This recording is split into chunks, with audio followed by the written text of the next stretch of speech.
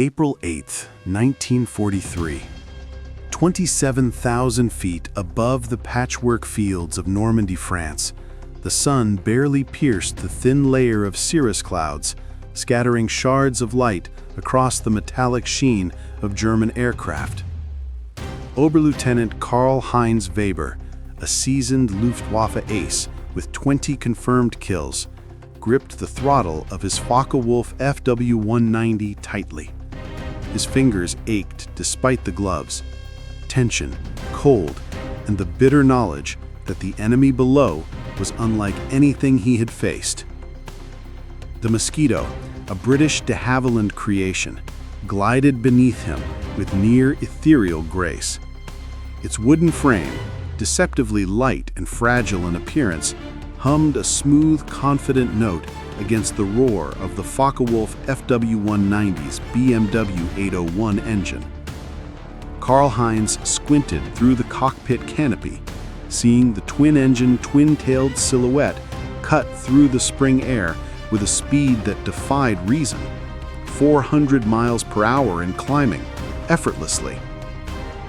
Around him, the sky was a chaotic ballet. Fellow Luftwaffe pilots twisted and dove in tight formations, each trying to position themselves for the kill.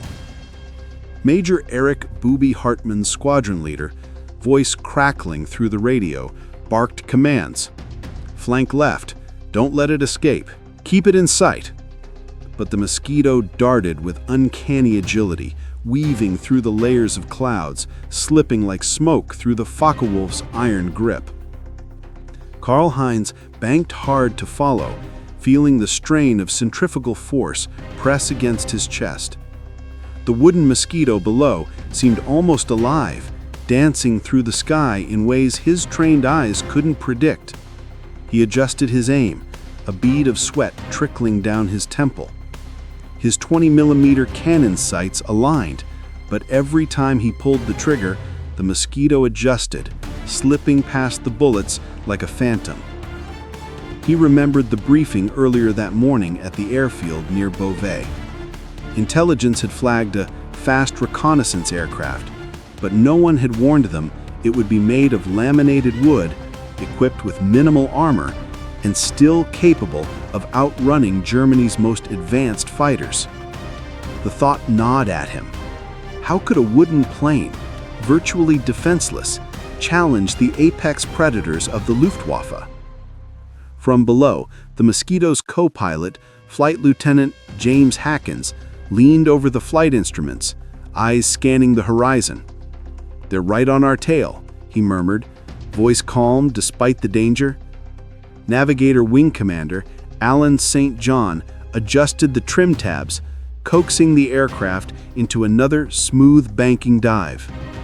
Jimmy felt the vibrations under his hands, the subtle shudder of the engines as they pushed past 400 mph. He glanced back briefly and caught a glimpse of the Focke-Wulfs, sleek, metallic, powerful, but hopelessly outmaneuvered. Above, the sky became a living tapestry of smoke trails and contrails. Karl-Heinz cursed under his breath as yet another pass ended with nothing but shredded clouds where the Mosquito had been.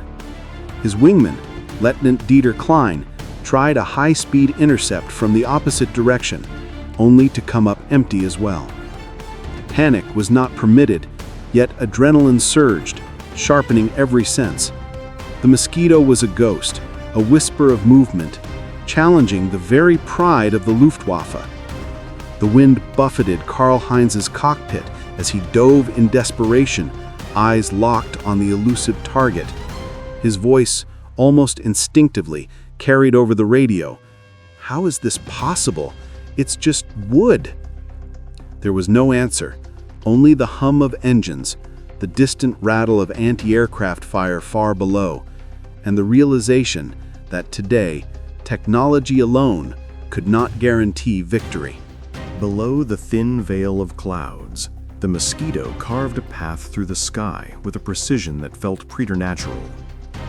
Flight Lieutenant Jimmy Hawkins pushed the throttle forward, feeling the twin Merlin engines respond instantly, their wooden airframe flexing with the wind's pressure, yet holding steady. Every maneuver was calculated, every bank and dive executed with the smooth elegance of a dancer. Yet there was no time for artistry, only survival and the mission ahead. Oberlieutenant Karl-Heinz's Fw-190 twisted through the air, fumbling to maintain visual contact.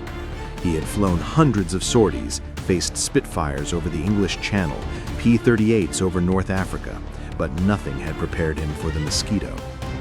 The twin-engine fighter seemed to anticipate his moves, accelerating as he banked left, slowing when he attempted a high-speed intercept. Each failed pass frayed nerves, the sting of frustration sharp against his pride as a veteran ace. "Dieter, get ahead! Try a head-on!" Karl-Heinz snapped over the radio, voice tight with exasperation. Lieutenant Dieter Klein responded instantly, diving toward the Mosquito's projected flight path. The German fighters closed in from opposite directions, engines roaring like metallic beasts. Smoke streaked the sky from tracer rounds, a deadly lattice aimed at the wooden intruder. But the Mosquito's agility was staggering. Jimmy executed a split S maneuver, dropping through a thin gap in the cloud cover. The Focke-Wulfs followed, careening through the turbulent air, each turn tighter than the last. Wing Commander Alan St. John guided their descent with meticulous calculation. "Hold steady, we're almost clear of their firing arc." The cockpit filled with tension, the sound of wind and engines blending into a singular, deafening roar.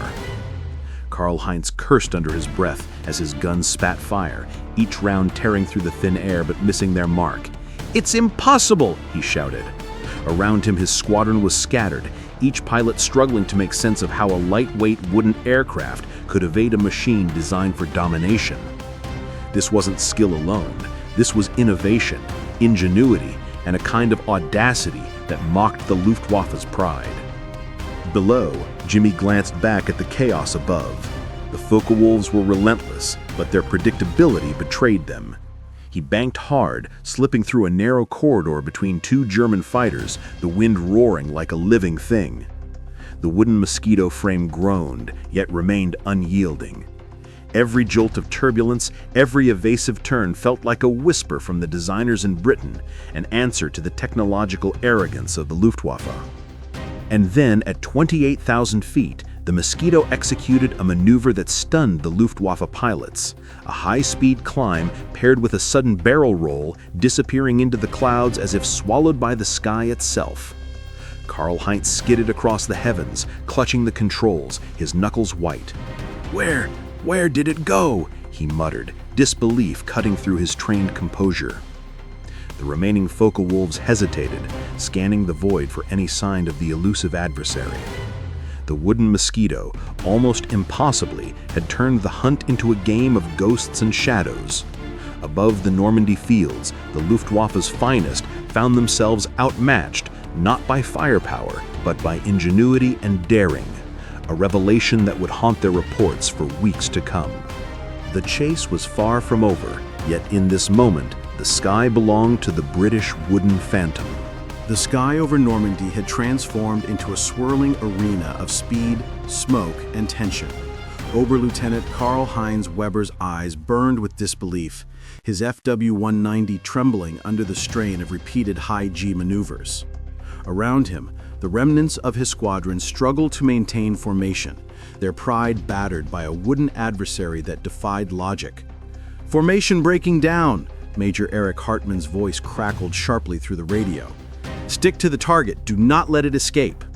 But even his commanding tone could not mask the frustration creeping into every pilot's heart. The Mosquito below darted between clouds like a needle through fabric, its twin Merlins screaming a haunting song of speed. Jimmy Hawkins felt the Focke-Wulfs closing in, their tracer rounds cutting ribbons through the morning sky. He banked sharply, the wooden frame shivering under the force of the evasive maneuvers, but holding firm. Wing Commander Alan St. John adjusted the throttles, coaxing an extra 20 miles per hour from the engines. "Steady. Just a little longer," he muttered, eyes scanning the instruments. The Mosquito, built for speed and agility, was in its element. Every evasive move precise, every climb calculated. Karl-Heinz made a split-second decision. Diving from above, He aimed to force the Mosquito into a tight turn, hoping to catch it off guard. His cannon rattled, tracer rounds streaking toward the target, but the wooden fighter twisted with uncanny anticipation. Jimmy felt the bullets whip past, close enough to rattle the instruments, but never close enough to touch the plane itself. Below, the fields of Normandy blurred into streaks of green and brown. A farmer's distant cry echoed faintly, carried by the wind. The Mosquito's shadow swept over villages, a silent harbinger of the destruction that could follow if the chase went wrong. The British aircraft was not only fast, it was tactical, its maneuvers a deadly dance that the Luftwaffe had never seen before. Then it happened. Lieutenant Dieter Klein's Fw-190 clipped the edge of a cloud and misjudged his descent. A sudden stall sent him spinning, and the enemy pilot was forced to recover quickly, or pay the ultimate price. Karl-Heinz watched in horror as Dieter wrenched his controls, narrowly avoiding a fatal dive. The Mosquito, meanwhile, used the chaos to slip behind another Focke-Wulf, positioning itself for yet another attack. Jimmy's voice was calm but focused. Climb, then roll, now. The Mosquito shot upward, disappearing into a veil of cirrus clouds. Karl-Heinz followed blindly, trusting instinct and training, but the gap closed too slowly. Tracer rounds screamed past the wooden fuselage, missing by mere feet. Every pilot knew that one mistake in this battle could be fatal. The Luftwaffe's finest were being humbled by a plane they had underestimated from the very start. The first casualties came soon after. Unteroffizier Fritz Lang's Fw-190 caught a glancing hit from defensive fire as he attempted a high-speed intercept. Flames licked the tail section, and Fritz had no choice but to bail out, parachuting into the fields below. Karl-Heinz clenched his jaw, the reality of the Mosquito's lethal efficiency settling into his mind. This was no reconnaissance aircraft, it was a predator, unrelenting and untouchable, a wooden phantom that mocked Germany's technological pride. From above, Jimmy Hawkins and Alan St. John felt the shift in the battle's balance. The Mosquito had done what no one expected. It had not only survived against superior firepower, but was actively turning the tide, forcing Germany's elite pilots into defensive maneuvers. The sun glinted off the Merlins as they pushed the wooden frame through another series of tight turns. Every pull, every dive, every climb was a lesson in audacity and innovation, one that Karl-Heinz and his comrades would never forget. By mid-afternoon, the sky over Normandy had become a theater of chaos. Oberleutnant Karl-Heinz Weber's face was slick with sweat, his uniform damp under the heavy flight gear. Around him, the once pristine formations of the Luftwaffe had splintered into scattered groups, each pilot struggling to keep the elusive wooden Mosquito in sight. The psychological toll was becoming as deadly as the physical threat. Major Erich Hartmann's voice cut through the radio with sharp urgency. All pilots, regroup. Do not engage individually. Focus fire. This isn't normal aircraft behavior. The words hung in the air like a confession of disbelief. Even the most stoic aces were shaken. How could a lightweight wooden frame consistently outmaneuver aircraft designed for dogfighting supremacy? Karl-Heinz attempted another intercept, banking hard and screaming toward the Mosquito's position. His hands ached from the relentless tension, his eyes straining to track a target that seemed to anticipate every move. The wooden plane dipped and rose with supernatural timing, the Merlin engines humming a siren song of speed and ingenuity. Every evasive maneuver Karl-Heinz executed was met with a counter. Every dive, every turn, every high-speed pass. The Luftwaffe pilots were forced to improvise. Lieutenant Dieter Klein tried a head-on approach, hoping to surprise the Mosquito with sheer audacity. Unteroffizier Hans Meyer attempted a flanking maneuver, banking low toward the French farmland to cut off escape routes. Yet each attempt ended in frustration, leaving the German pilots increasingly tense and reckless. Jimmy Hawkins felt the shift in advantage acutely. He and Wing Commander Alan St. John had begun to sense patterns in the German fighters' movements, slight overcorrections, predictable pursuit angles. "They're getting nervous," Alan observed calmly. "We can exploit that." every maneuver now became more than survival. It was strategy, a chess game played at 400 miles per hour. From above, Karl-Heinz's cockpit was filled with a growing mixture of anger and awe. The Mosquito wasn't just fast, it was clever. It forced the Luftwaffe's aces into errors, exploited gaps in their formation, and used the clouds as both shield and trap. He realized with bitter clarity that skill alone could not win this encounter. The wooden fighter embodied a kind of mechanical audacity, an innovation that laughed in the face of even the most elite Luftwaffe strategies. Casualties mounted. Unteroffizier Fritz Lang had already bailed out, and now another Fw-190, piloted by Gefreiter Otto Brandt, caught a near miss from the Mosquito's defensive fire. Sparks erupted along the wing, forcing Otto to a desperate climb to regain control. Karl-Heinz, witnessing yet another comrade in peril, felt the weight of responsibility crush him. The sky that morning had seemed like a proving ground. Now it was a battlefield of fear, confusion, and grudging respect for the audacity of the enemy. Amid the chaos, Jimmy executed a daring low pass over the fields, drawing two Focke-Wulfs into a near collision with each other as they tried to follow. The Mosquito's wooden frame shivered under the air pressure, yet held firm. "Keep steady," Jimmy yelled. "Almost there. We've got to shake them off completely." The British pilot's focus was razor sharp, every maneuver calculated to exploit the Luftwaffe's desperation. Karl-Heinz pulled up hard, narrowly avoiding a collision with a fellow pilot. His voice cracked over the radio. It's impossible. How is it doing this?" Around him, the Luftwaffe squadron was fraying, morale dipping with every failed pass. The psychological impact was evident. Seasoned aces were second-guessing every move, their confidence eroding under the relentless pressure of a wooden adversary. The afternoon sun dipped lower, casting long shadows over the patchwork fields of Normandy. Yet the battle in the sky showed no sign of slowing. Oberlieutenant Karl-Heinz Weber's hands ached, his knuckles white against the throttle. Sweat stung his eyes, and the roar of the Fw-190's engine felt deafening after hours of relentless pursuit.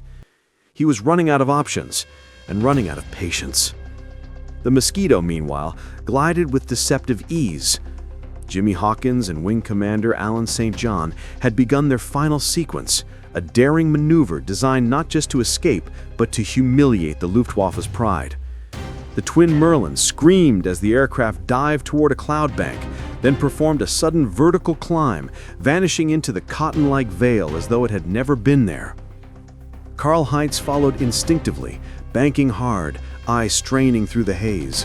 Tracer rounds cut through the clouds, but the wooden phantom was already gone.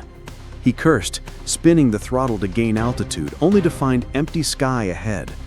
For the first time in his career, he felt an unfamiliar, bitter sting: defeat. Around him, the Luftwaffe pilots were scattered, exhausted, and disheartened. Lieutenant Dieter Klein, still recovering from his near collision, muttered under his breath, "A wooden plane. It shouldn't even fly like that." The realization hit hard. Their enemy had turned the Luftwaffe's most advanced fighters into spectators of its audacity. From within the clouds, Jimmy and Alan allowed themselves a brief glance at the horizon. The French countryside stretched out beneath them, calm and unaware, as if mocking the chaos that had just erupted above. They had not only survived, they had dominated, outsmarted, and outmaneuvered Germany's elite.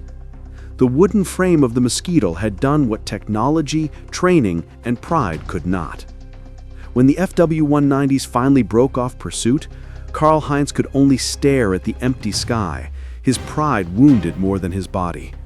Reports would later describe this engagement in incredulous terms: how a wooden reconnaissance aircraft, light and seemingly defenseless, had outpaced and outmaneuvered the Luftwaffe's finest at 400 miles per hour. Even seasoned pilots like Hartmann and Heinz admitted they had never encountered anything like it. Back in the Mosquito cockpit, Jimmy Hawkins allowed himself a small, weary smile. Alan St. John patted the controls, feeling the slight vibrations of the wooden airframe. They had become legends that day, proving that audacity, ingenuity, and courage could overcome even the most fearsome machines of war. For the Luftwaffe, the lesson was searing. Superiority in metal and firepower could be challenged by innovation and precision. The psychological toll lingered long after the engines cooled. A wooden plane had not only survived, it had humiliated the best of Germany, forcing the elite pilots to reassess their assumptions about speed, agility, and aerial warfare. As the Mosquito disappeared towards England, leaving the battered Focke-Wulfs behind, the story of April 8, 1943 was already being whispered across German airfields. Tales of disbelief, frustration, and awe spread quickly. The wooden phantom had rewritten the rules of aerial combat, and no ace would ever forget the day a plane made of wood taught them the true meaning of ingenuity.